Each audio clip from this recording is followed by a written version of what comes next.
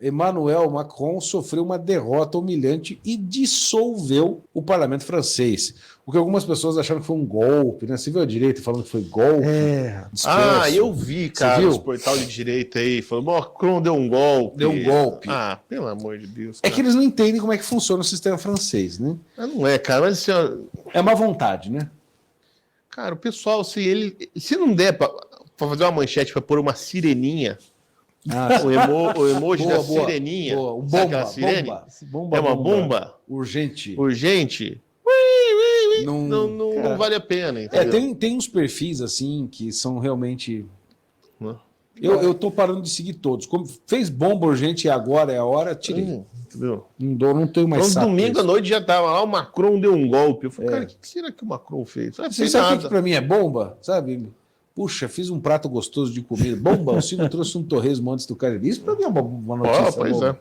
Agora nem me dizer de Macron, de cuidar, pra tomar no meio do cu. O Papa falou dos Da viados do Vaticano. né? Ah, cara, tem muita baitolagem.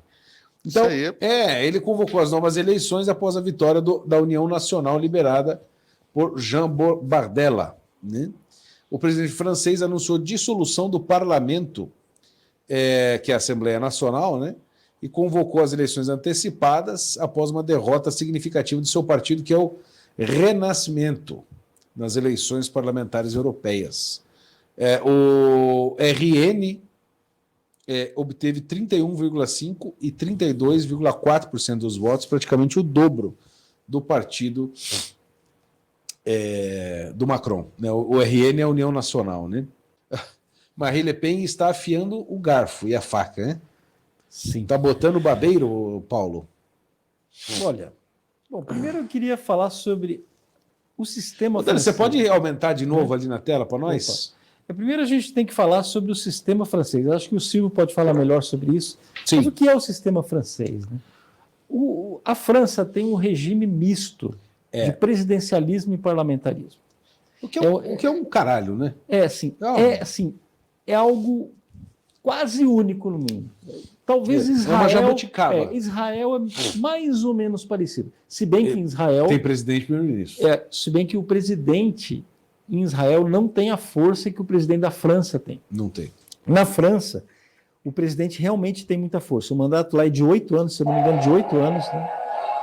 Opa. Ô, Dani, tá ouvindo umas músicas esquisitas aqui, cara. Ah, tá. O presidente tem um mandato de 8 anos, se eu não me engano, né? Um mandato longo, mas ele convive... Isso em Israel, né? Não, estou falando da França. França são 5. Não. É um mandato bem longo na França. São 5 anos. Não são, presidente da França? Acho que são mais de 5 anos, hein? 2022, 27, 5. 5 anos. Bom, um mandato longo que ele tem, ele pode ser reeleito, né? E ele tem muita força, porque ele escolhe os ministérios, né? É o contrário do regime parlamentarista. Ele escolhe os ministérios, mas ele escolhe de acordo com a composição do parlamento, né? Então, o parlamento é muito influente na França. E o que ele chamou agora, a gente tem que entender bem. O que aconteceu no domingo? Eleições europeias para os eurodeputados. Todos os países da comunidade europeia votaram nos eurodeputados. 120. Né? Então, 720. 120. Veja, e não foram eleições na França. O que ele fez? Dissolveu o parlamento, e convocou para agora, para julho, eleições legislativas. É isso? Estou errado? Eleições legislativas. Eleições legislativas. Não está em jogo o mandato dele. O mandato dele continua. Mas está em jogo o poder efetivo que ele tem. Porque se ele tiver um parlamento dominado pela oposição, ele vai ter que escolher ministros da oposição. Tá? Isso acontece no sistema. E é bem capaz, viu? A tendência é essa. Ele precisa escolher ministros da oposição. Né? Não tem. Então, realmente é muito complicado para ele. A situação é muito complicada. O da Bélgica também dissolveu. A Bélgica também dissolveu. Então é isso. A situação do Olaf Scholz na Alemanha também esse erro dos brasileiros. Eu acho o seguinte, olha, sujeito que não trabalha com política, não é comentarista ou político, jornalismo, né, que tá ou não é político, não é jornalista, ele não tem obrigação de saber como é o sistema francês. Como funciona o sistema francês. Agora, o sujeito que é deputado, que é comentarista, que tem coluna de política na internet. Que quer ser. Cara, o cara, antes de falar alguma coisa, ele precisa pelo menos entender como funciona o sistema, né? Aí saiu gente falando que era golpe e tudo mais. Tal. O Brás publicou uma matéria muito interessante ontem, que diz o seguinte, que fala sobre o caso brasileiro. O que aconteceu lá em 2022? O que o Bolsonaro fez? Ele pediu uma avaliação, um parecer, na verdade, sobre 2 artigos constitucionais que prevêem a dissolução, não a dissolução do parlamento, mas assim, a realização de novas eleições.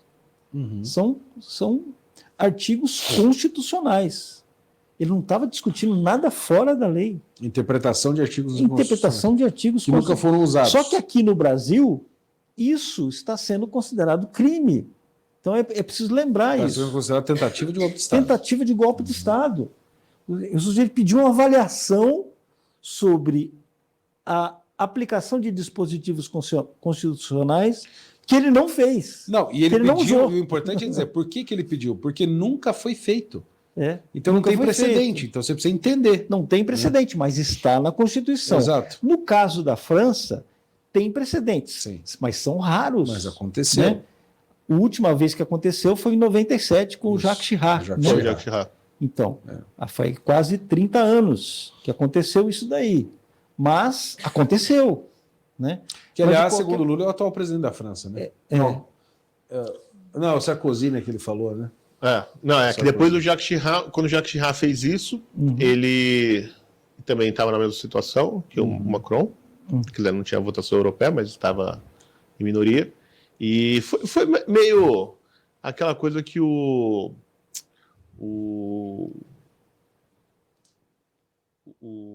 nosso ex-presidente da Vassourinha, o Jânio. Foi mais ou menos o que o Jânio Quadros tentou fazer. Né? Aquele assim, eu vou sair, esperando que o povo falava, não saia, não saia. Saiu, se fudeu, né? E aí o Jacques Chirac fez mais ou menos isso. Falou, vou chamar a eleição, né? E aí vocês vão ter que votar em mim, porque vão ter que votar nesses socialistas aí. E aí os socialistas ganharam a eleição parlamentar, e na eleição seguinte ele perdeu o governo para o Jospin.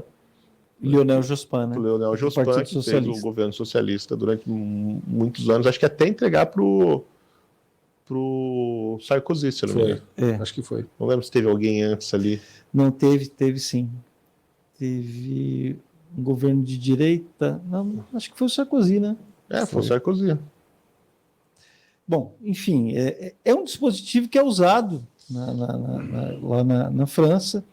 Ele foi desafiado pelo próprio, esse menino aí de 28 anos, que é o líder da direita na França, ele desafiou o Macron a fazer isso. No discurso da vitória, né? No discurso da vitória. E o Macron foi lá e... né? Ele pode dissolver a Assembleia Nacional, vetar leis, comanda as Forças Armadas, convocar referendos e declarar guerra. É como o presidente brasileiro. O presidente brasileiro só não pode dissolver a Assembleia. Mas ele tem um poder na política doméstica, né? Muito grande. Mas o que é o grande lance do Macron? Ele está fazendo uma aposta. Tá? Que eu acho que ele tem bons motivos para fazer. Tá?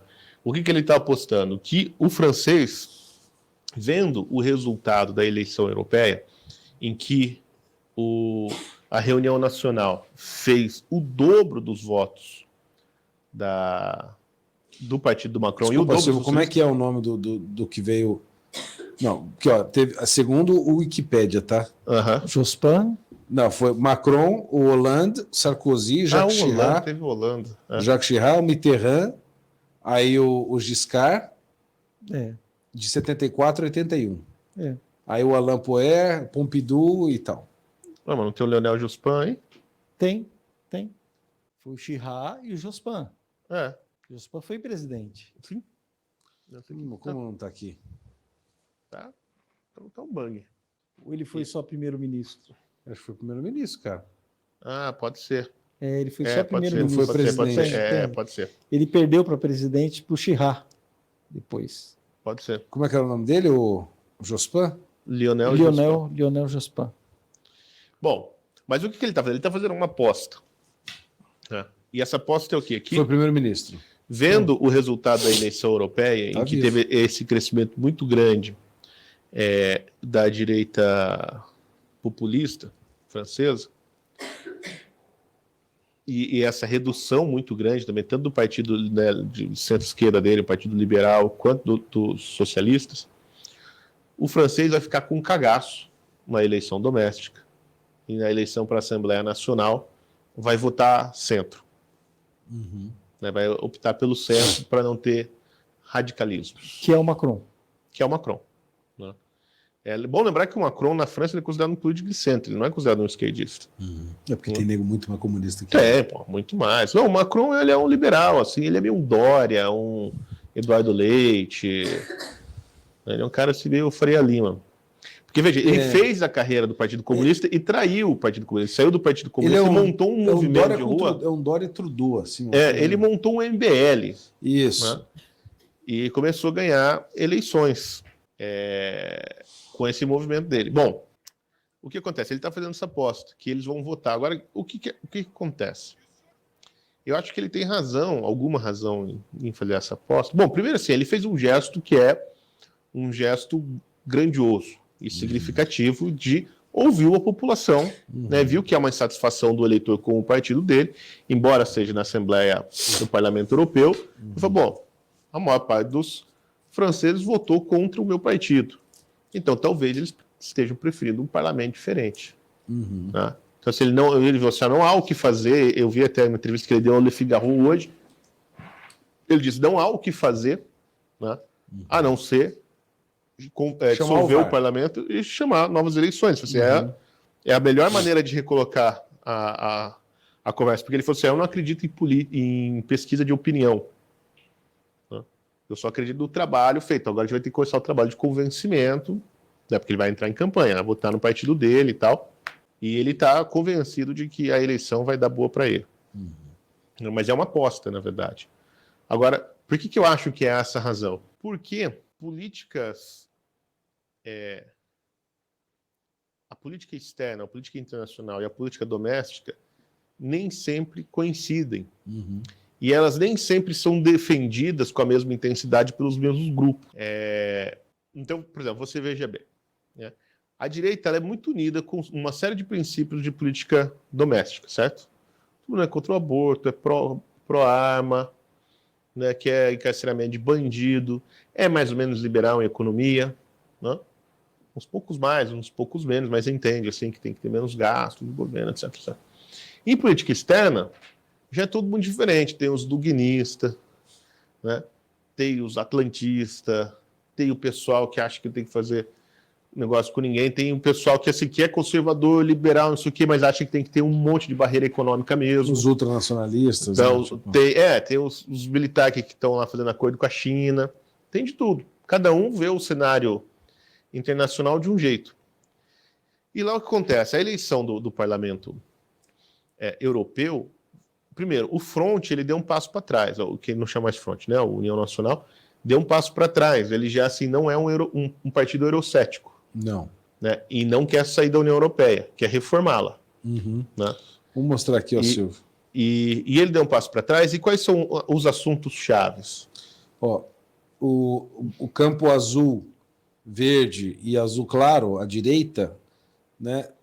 Os verde e o azulzinho, os dois bem da direita ali, no campo de baixo, são os de direita e os considerados extremos direita. Né? E o azul, que cresceu de 186 a 176 a 185, são os conservadores reformistas. Né? Então, mas esses conservadores reformistas, por exemplo, é o partido do Scholz, é a democracia cristã alemã. Conservatives and Reformists. Né? Que é o partido da União Europeia. É o partido globalista. O que acontece? Eles também foram para a direita, porque eles também estão contra uma série de políticas migratórias. Né? E o centro cresceu muito. O centro independente e os independentes. O centro já era grande, né? Se manteve, até a presidente da União disse isso, né? Falou... Ele quase dobrou. E a esquerda mingou fragorosamente. A grande derrotada foi a esquerda. Né? O centro se manteve, teve um crescimento da direita, Mas, assim, ninguém consegue tomar decisão sem o centro ali, né? Tá bem grande. Bom, igual o Brasil. Tá igual o Brasil. E a direita conservadora cresceu, mas tem que entender que isso que se chama nas notícias internacionais de direita conservadora é, assim, aquela direita institucional. É o Fabiano. Eles até nem são socialistas, assim, são até bastante conservadores mesmo, assim, cristãos, mas é a direita que bolou a União Europeia e não quer abrir mão dela. Né? Vinculada à zona do euro, mas assim, por que eles chamam de conservador? Porque é o que não quer assim, que a Grécia gaste o dinheiro que não tem dos alemãos, entendeu? Mais ou menos isso. Né? Mas, cara, as pautas que estão em jogo nessa eleição são políticas migratórias, restrições ambientais ao agro e guerra. E a guerra da Ucrânia. Mas a guerra da Ucrânia divide opiniões também. Né? Muito. Então, por exemplo, a direita que ganhou aí, toda ela é putinista. Toda ela. Pode ter uma exceção, outra individualmente. Mas quem manda, assim, quem... Tá?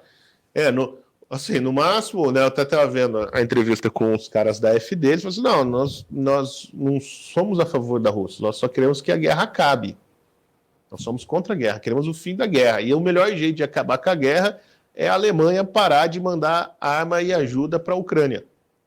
Bom, mas está entregando a Ucrânia numa bandeja, né? É isso aí, é verdade. Agora, por exemplo, a direita conservadora, a democracia cristã, que ganhou a eleição, no final das contas, na Alemanha, que foi o mais votado, apesar do crescimento da AfD, é todo mundo para a Ucrânia, porque sabe que, bom, na frente, depois da Ucrânia, tem a Alemanha. Quer dizer, assim, você tem a Ucrânia, tem a Polônia, a porta do corredor é a Alemanha. O Brandenburgo está ali. Então, assim, é política econômica, política migratória, a guerra e as restrições ambientais. Esse é o grande lance. E isso a União Europeia controla. Agora, na política doméstica, vem outra coisa, porque não adianta você votar, eu sou contra a imigração, mas não adianta você votar domesticamente, porque quem manda nessa legislação é lá do Parlamento Europeu. O Parlamento francês ele vai decidir outras questões, que daí são emprego, normalmente é emprego, né? Moradia, as políticas de assistência social, né, da social-democracia, se vai manter, se não vai. Se vai legalizar o cara para ele votar ou não. Então, a pauta é outra. E aí pode ser que a direita mais radical perca eleitores na pauta. A Le Pen está achando assim que agora é a vez dela. Vamos lembrar uma coisa, né? Você morou na França, você sabe. A França é um país socialista. Sim, até a direita é socialista. O pessoal tem que entender. A França é um país socialista. É como nós falávamos no programa passado, né? Na Argentina todo mundo é peronista, esquerda, direita. Né? Na França todo mundo é socialista, de esquerda, direita. Só tem assim, um pequeno grupo de liberais clássicos lá na França, que não tem a menor importância, que não são socialistas. Então, e os católicos.